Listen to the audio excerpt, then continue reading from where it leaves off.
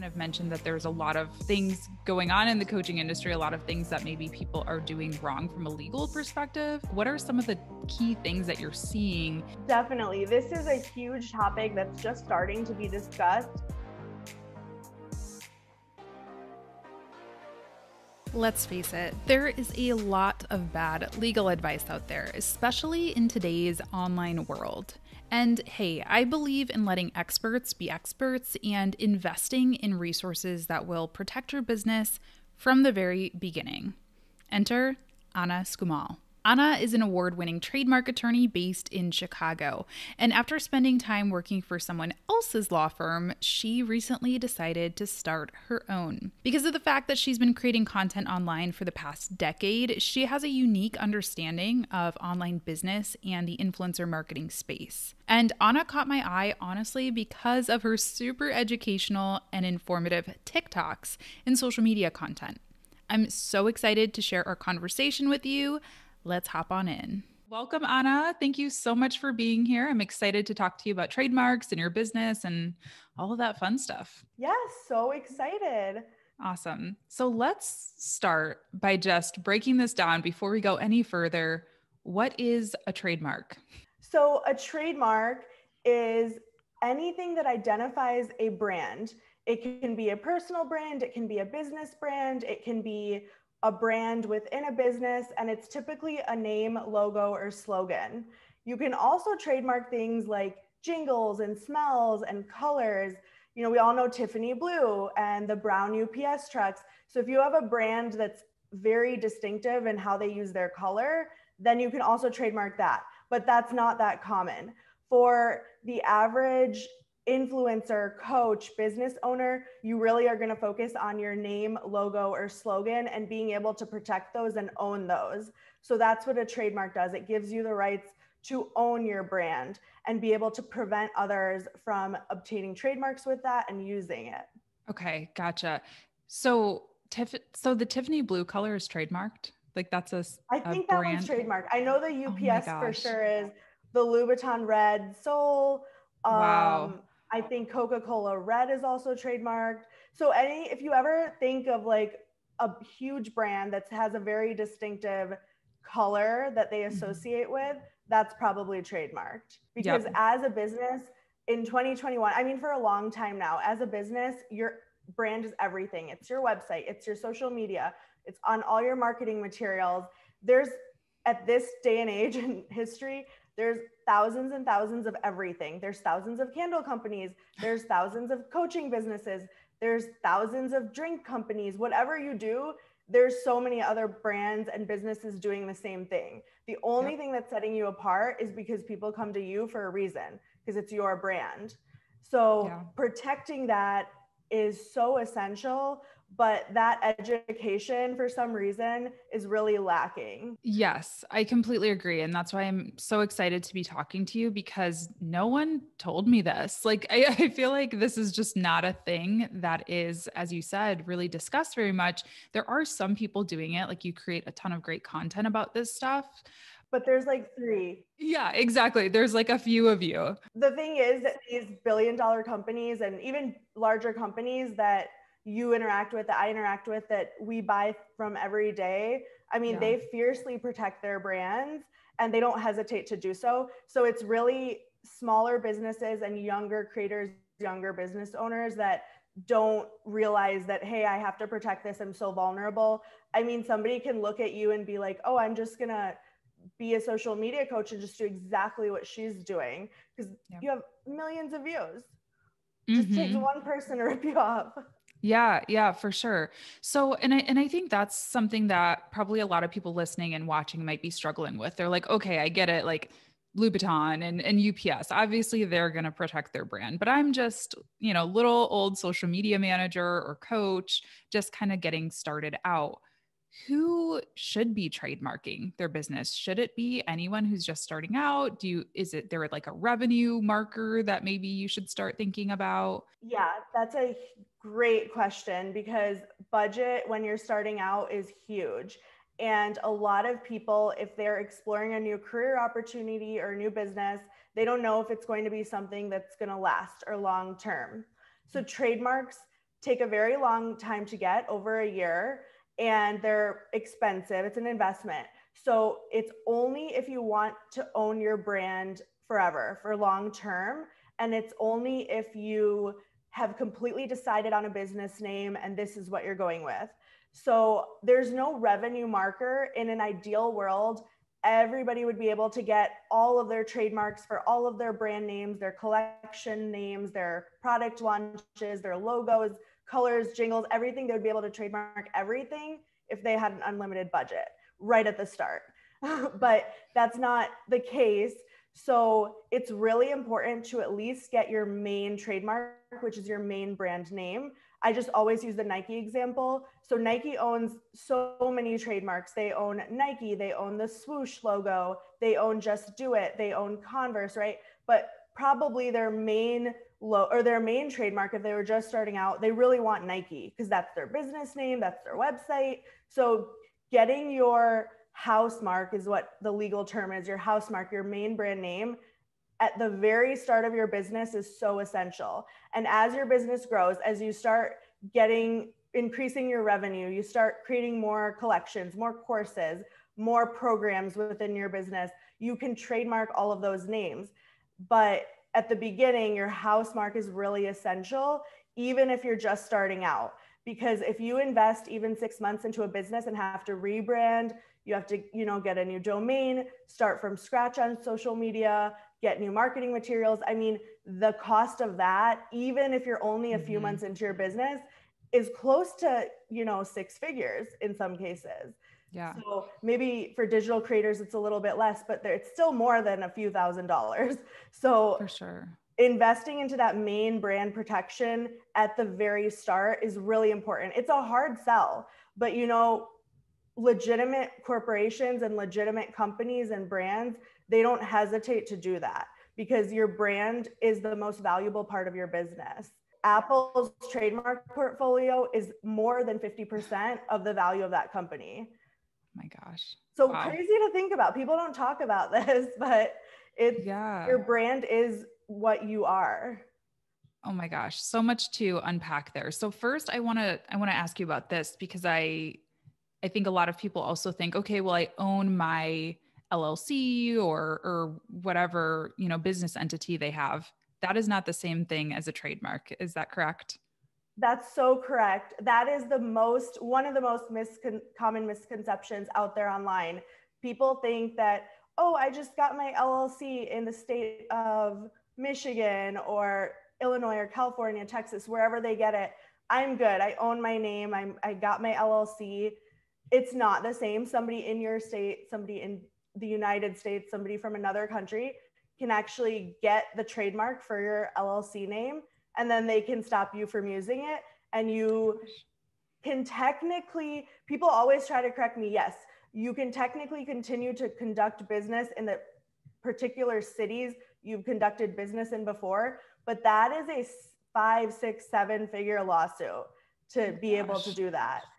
Generally, you can't afford that, so you rebrand. Right. And the thing is, if you are conducting business under an LLC name, you may think you're protected and you may, go viral, or you may just grow your business to a point where you have millions of views, you have millions of customers. That's every single day that you go on without trademark protection. It's just more opportunity for somebody to be like, oh, hey, that's such a great brand, such a great idea. Let me go check. Is it trademark? Nope. I'm just going to take it. So that LLC protection is a different protection than a trademark. Trademarks allow you to own your brand. LLCs allow you to have personal liability protection, and it allows your business to be separated from you financially and legally. Yep. Wow. Yeah. That's pretty scary. And same thing, obviously, if an LLC isn't protecting you, of course, a domain name is not protecting you. A social handle is not protecting you. And I think I put on my marketing hat for this. I know you were talking about the expenses and the lawsuits, which are way more scary, but what's almost as scary to me is like SEO potential. If you're driving traffic to this particular domain name or getting all these followers on a particular social handle, and then you have to change it, that's a nightmare from a digital marketing perspective. I mean, rebrand costs, because I am very, very cautious of the marketing aspect when I'm advising my clients, because all my clients pretty much have every single one of them, everybody has an online presence, and that is generating revenue for them in some way, shape, or form. Yeah. So if you are forced to give up your domain or your social media accounts, I mean, in today's day and age, social media followers are like currency. Right. So it's true. Before I was posting all this law content, I worked at a law firm, so I wasn't allowed to really post this kind of information. But I grew a following because I had this account for like 12 years, my Instagram account, and I posted lifestyle content. You know, my Amazon favorites, outfit of the days, what I'm cooking for dinner, just generic lifestyle content.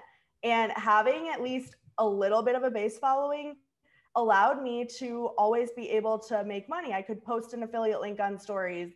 I know I'm going to make a couple $100 from that, you know? So it's having a social following is like currency. So that in and of itself, the risk of losing that you would even take that risk is crazy. Oh my gosh. Yeah, absolutely. So I want to go back a little bit. You gave some examples of what kinds of things to trademark, but where would you recommend that people start? I think you said kind of your main business name. So if I had the business Latasha Coaching, that would be the trademark that you would recommend I start with. Yeah. But awesome. But do you also recommend, let's say I am a course creator and I have Latasha teaches you how to sell. Is that something that you would recommend trademarking as well? You know, once you have the funds available to do that? Absolutely. So Latasha Coaching is going to give you general protection. You know, you can send that cease and desist that, hey, my course name, my podcast name, my YouTube channel is all under this brand, and I have a trademark for this brand. But you will get the most protection, obviously, if you can trademark each and everything. So anytime people start a business or they launch anything within their business, they should be considering a trademark. The times that you should not trademark every single thing that you're putting out in your business is if it's a temporary thing. So for example, if you're a makeup company and you're putting out one summer skincare line, obviously you probably are not going to trademark that when you look at the cost of trademarking it, the time it's going to take, and how long you're going to be selling those products. So that is where it doesn't make sense. But if you're actually a coach and creating different types of programs within your brand, absolutely, as you grow, those should all be protected. You can have brands within your main brand. Logos are another thing people trademark a lot once you start getting really recognizable. So if you have maybe a particular shape and font that you use, that can always be trademarked. The thing about logos is when people do rebrand just for fun, it feels like they change their logo. You know, they change their logo, they'll slightly change their color scheme. Big brands do it as well. You don't have trademark protection for your new rebrand then. So whatever you file, that logo is what you have protection for. And another thing with branding, with course names, and if you have kind of a family of marks, we call it.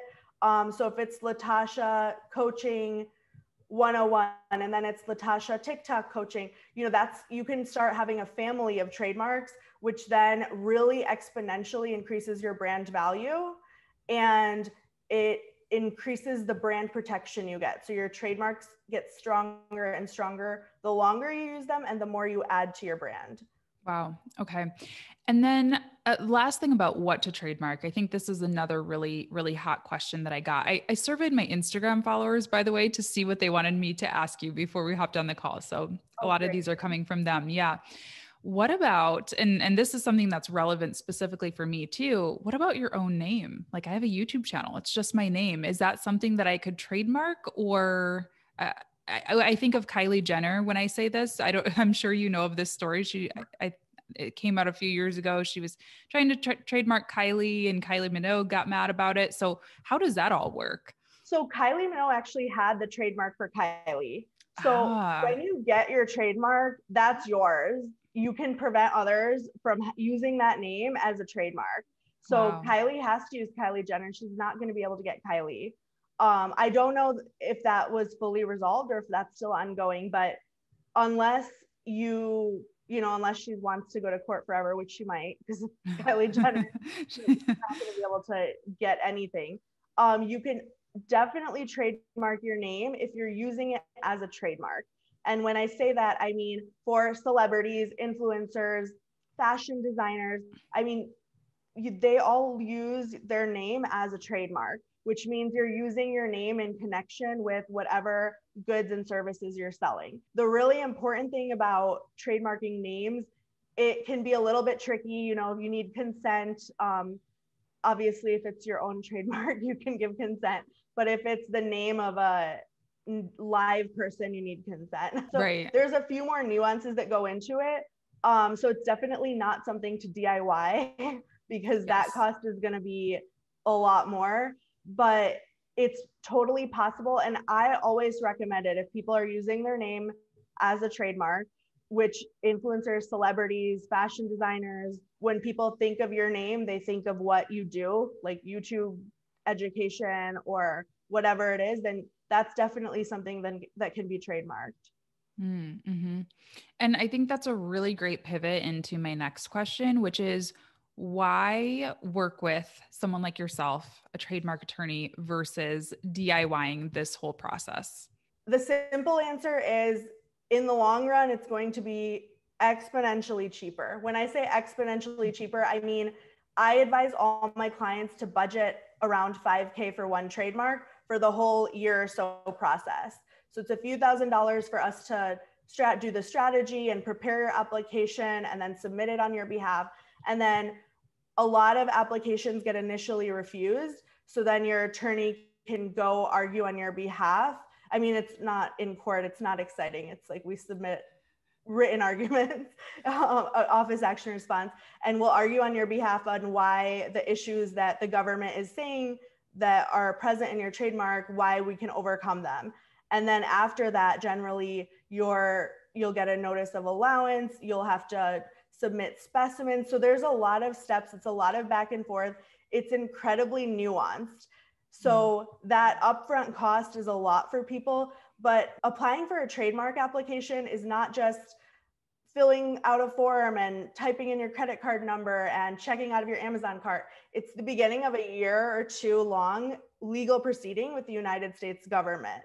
So it's a very serious thing. When you get a trademark, it's a massive bill of rights. That means that the government is giving you the right to own your name and prevent anybody else from ever using it again, forevermore, forever. They last forever. It's a huge bill of rights they're giving you. So it's a serious matter. The government takes it seriously. The USPTO itself recommends you use an attorney.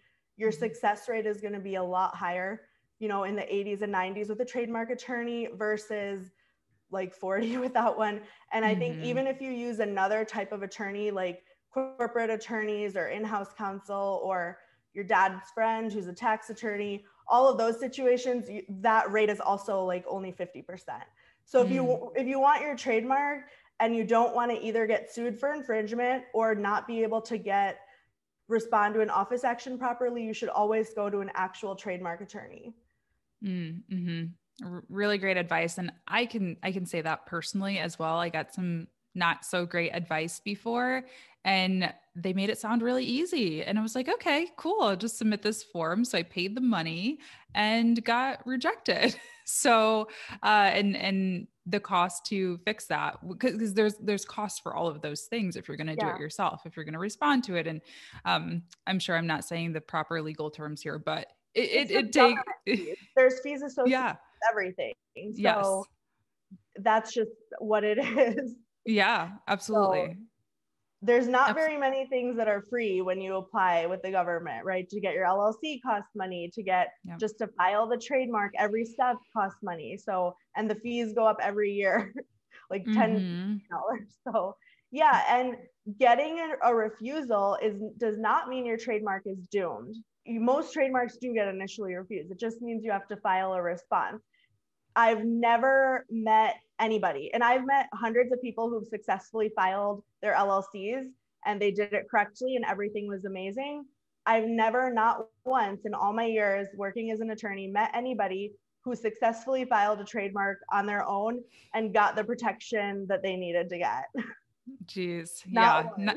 one. Not a great outlook for DIY. So, and this is what I believe in all of business. Let experts be experts. You know, don't try to do things that I have no business filing legal documents. Realistically, that's not my strong suit. So, Yeah, there's a lot of risks associated with it. I'll make one more really important point. Yeah. If you don't clear your name, so when you work with a trademark attorney, they're actually going to search your name for availability, because if there's somebody else out there with a trademark or in the process of getting a trademark, they have a trademark application filed, they actually have, sometimes they can have priority over you. And if they notice that you file this application, which all of this is public record, and there are softwares you can get that monitor if people are filing names close to yours, they can actually oppose your trademark, or they can sue you and say, oh my gosh, you've been running this business for 2 years. That's my name. You owe me all the royalties, and give me your domain, your social. So that's, you know, that's of course a very worst case scenario, but it's not that rare. And, you know, it happens in a good chunk of cases. So it's not like that 1%. It's, you know, it's a significant amount. People put themselves at risk when you file something and you don't get that search done first. Oh my gosh. Okay. So speaking of bad advice, the way that I even met you was you commented on one of my videos that I was kind of discussing the coaching industry. And I'll paraphrase here, but you kind of mentioned that there's a lot of things going on in the coaching industry, a lot of things that maybe people are doing wrong from a legal perspective. Can you share, just extrapolate a little bit on that? Like, what are some of the key things that you're seeing in coaching or in online business that are big things to look out for? Definitely. This is a huge topic that's just starting to be discussed.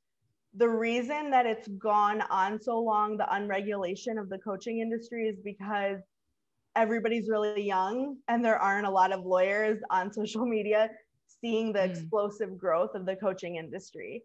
Because if the lawyers in charge of all of the rules knew that people were selling contracts or giving legal advice online, if they knew that, it would be shut down so fast and everybody would be fined so heavily, I can't even tell you. The thing, people are getting away with it because the people in charge don't really know what's happening.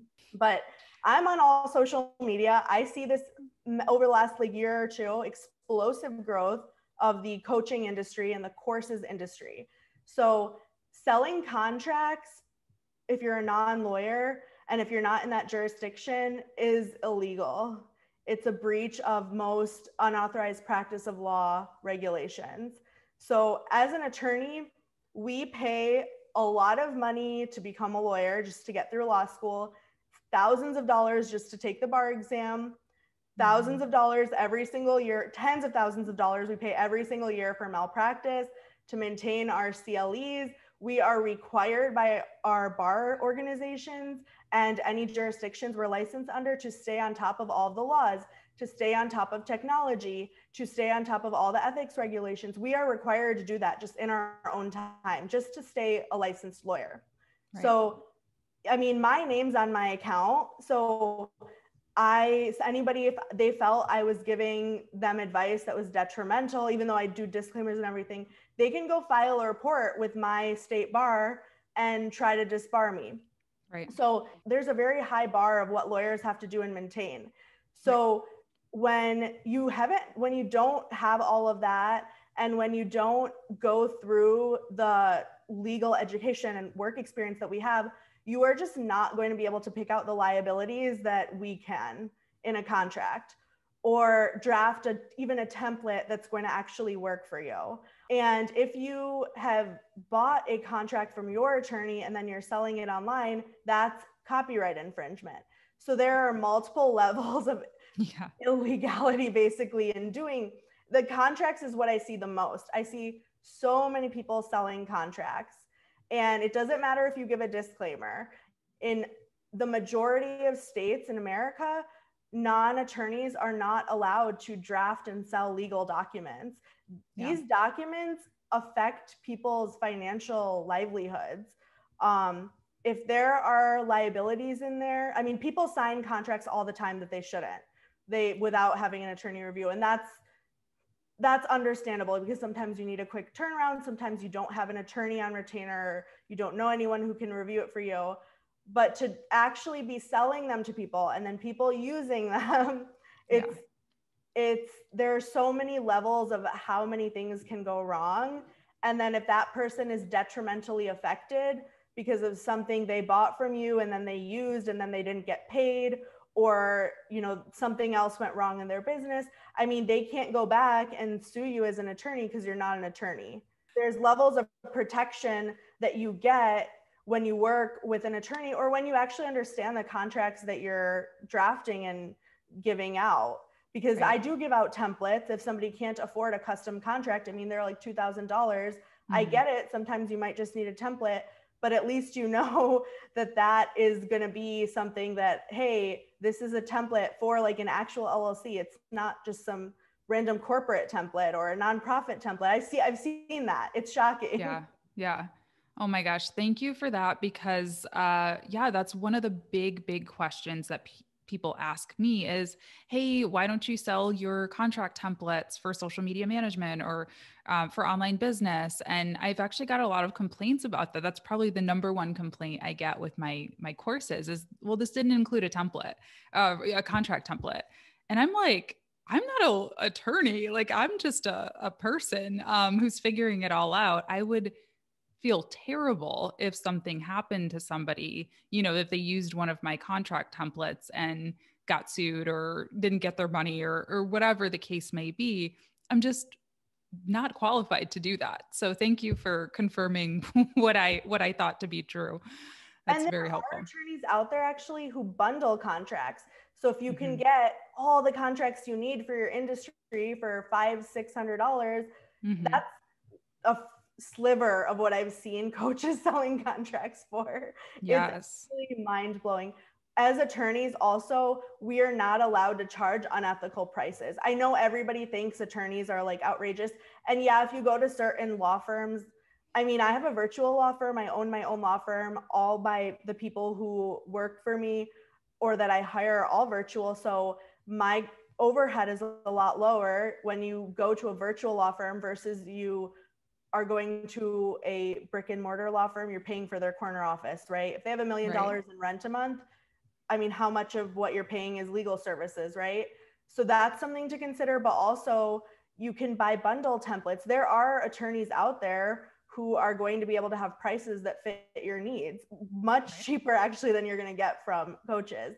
And they're actually going to be legitimate templates. And it's not something to be scared of, because whatever you do invest in legal services, you get that return. I've seen people spend a lot of money on, you know, positivity coaches. And I mean, yeah, you get a pep talk for like $1,000, but you know, if you hire a trademark attorney for a trademark, yeah, it's a few $1,000s, but you get an actual trademark. Or if you hire somebody to represent you in court, you actually get a chance at like recovering the costs that you needed to. So it's crazy to me that people kind of are so scared of legal costs. I think maybe people think they're way more than they actually are. Attorneys have a bad rep for that, but finding an attorney who is familiar with your industry and being able to figure out if they have bundle contracts you can buy is a really good option. It's going to be a lot more affordable than people think it is. Yeah. Yeah. And peace of mind does have value too. Like I'll tell you, some of my best hires have been legal and, you know, financial, you know, a good accountant. Like those things do have value too. Peace of mind is really, it's so helpful at helping you do what you do best in your business and not have to constantly be stressing out like, oh my gosh, am I going to get sued? Am I paying the right amount of taxes? Like those things are very, very important to helping you do your best work too. Yeah. And for everything, accounting, legal services, everything, if you preventatively invest a couple $100s or a few $1,000s, it is guaranteed to be less than what you would pay to react to a legal or financial situation. That's like something I can't emphasize enough. Yep, absolutely. So you talked a little bit about your law firm and kind of how you've transitioned. You used to work at a law firm, and now you are an entrepreneur. So can you tell me a little bit about your journey and how you decided to go out on your own and become an entrepreneur? Yeah. So actually, I have been friends with and kind of in this network of the digital space. So e-commerce brands and the coaching industry and social media managers, social media agencies, influencers, influencer agencies, basically any type of digital entrepreneur, online entrepreneur, or personal brand. I have really built a lot of relationships with people, and they were not being served at all. Their legal needs were not being served at all. I was talking to one of my friends, or just an Instagram friend, I guess. He's 20. He has an e-commerce brand, and he sells, like bleach tie-dye clothes. And it's, he does it for eco-friendly reasons, and he advertises all via TikTok, and he just has a Shopify store. I mean, he makes ungodly amounts of money that I, as an attorney, will never touch. And he was trying to call local attorneys. He lives in Texas, and he had 2 attorneys hang up on him because they thought it was a prank call or he was joking. Gosh. So this e-commerce and digital marketing and influencer industry, I mean, none of these industries are going anywhere. They're going to continue to grow and grow. The fact that attorneys and a lot of law firms just turn their nose up at it because they want to work with, I don't know, like $1 billion corporation, it's crazy to me. So that's why I really wanted to be able to it's an untapped market, number one. So it's great for me to get in now versus in 5 years where a younger attorney is just going to be able to tap into it. And people were really not being served, and they weren't being heard. So if you need an attorney because something's going on, or you want a trademark, or you need to figure out how to protect yourself, or you need a contract, I mean, do you really want to go to an attorney who doesn't understand the difference between TikTok and Twitter? Do you want to have those stupid conversations with someone?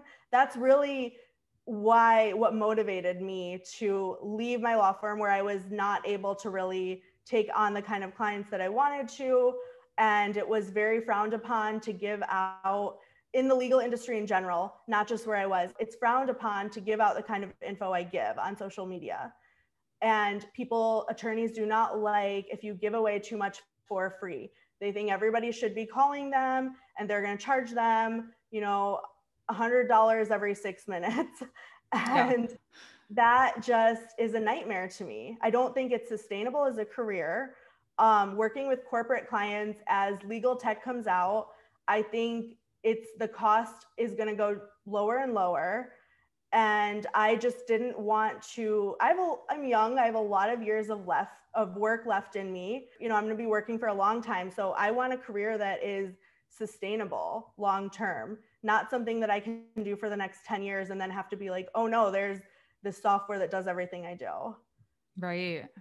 Wow. Yeah, no, I love that. And I completely agree. I've had that experience before with, just certain industries not really keeping up with technology and not understanding the particular industry you're in. And that is so important. If you own a brick and mortar business, it's probably important to work with a legal team who understands that particular industry. And the same is true for online business. So thank you for doing what you do. And thank you for giving out so much great advice. I think, I don't know if this is a generational thing or if it's just because of what I do, but that helps, giving out that advice doesn't cheapen your work by any means. It, in fact, makes me trust you and say like, okay, if she's giving me this much good advice, just from a simple TikTok, like, oh my gosh, I can only imagine if I actually worked with her.